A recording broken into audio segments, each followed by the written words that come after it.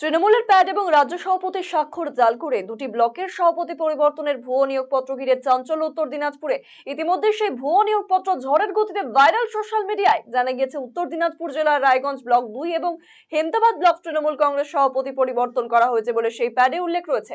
যেখানে নতুন সভাপতি হিসেবে রায়গঞ্জ ব্লক 2 এর ক্ষেত্রে নাম রয়েছে উত্তম চ্যাটার্জি এবং হেমতাবাদের ক্ষেত্রে নাম রয়েছে প্রফুল্ল চন্দ্র বর্মনের। এই ভুয়ো প্যাড বা নিয়োগপত্রের বিষয়ে দলের অন্দরে তৈরি হয় বিভ্রান্তি। ঘটনার কথা জানার পর হেমতাবাদ ব্লক তৃণমূল কংগ্রেস সভাপতি আশরাফুল আলী দলীয় নির্দেশে এই ব্যাপারে হেমতাবাদ থানায় লিখিত অভিযোগ দায়ের করেন।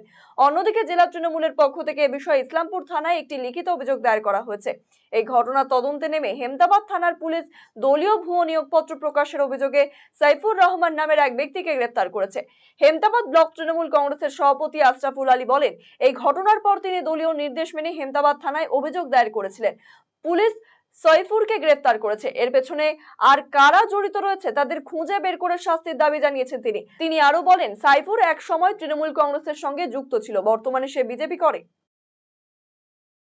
আমাদেরকে দলের পক্ষ থেকে নির্দেশ দিল যে আপনারা লোকাল থানায়, হেমতাবাদ থানায় একটা এফআইআর করুন এবং কি রায়গঞ্জ থানায় এফআইআর করুন। আর জেলা সভাপতিও ইসলামপুর থানায় এফআইআর করছে। তো পুলিশ সেই ব্যাপারটা তদন্ত করে দেখলো। গতকালকে একজনকে অ্যারেস্ট করছে পুলিশ। অ্যারেস্ট করার পর সেই যে আসামি, তার নাম আমি জানতে পারলাম এখন, সৈফুর রহমান। এখন পুলিশ তদন্ত করবে আরও কারা কারা যুক্ত আছে এর মধ্যে। তদন্ত করে পুলিশ যা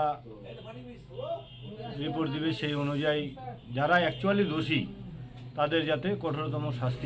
এ বিষয়ে আমরা কথা বলেছিলাম অভিযুক্ত সাইফুর রহমানের সাথে। তিনি অভিযোগ স্বীকার করেছেন। তিনি বলেন, দল তার প্রতি অন্যায় অবিচার করেছে, সেই ক্ষোভ থেকে তিনি এই কাজ করেছেন।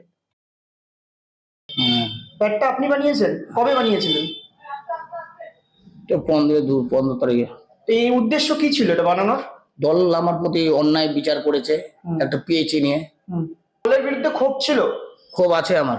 আচ্ছা, তাই এটা করেছেন? এখনো মিটায়নি। আচ্ছা, তাই এটা করেছেন। অনেকবার আমি এটা আপনি জানতেন না যে এটা কি ছিল, এই যে এরকম করলে সমস্যা হবে, এটা বুঝতে পারেননি? অতটা আমার জ্ঞান নেই। গোটা ঘটনা তদন্ত শুরু করেছে হেমতাবাদ থানার পুলিশ। ধৃতের পুলিশি হেফাজতের আবেদন জানিয়ে তাকে রবিবার রায়গঞ্জ জেলা আদালতে পেশ করা হয়েছে।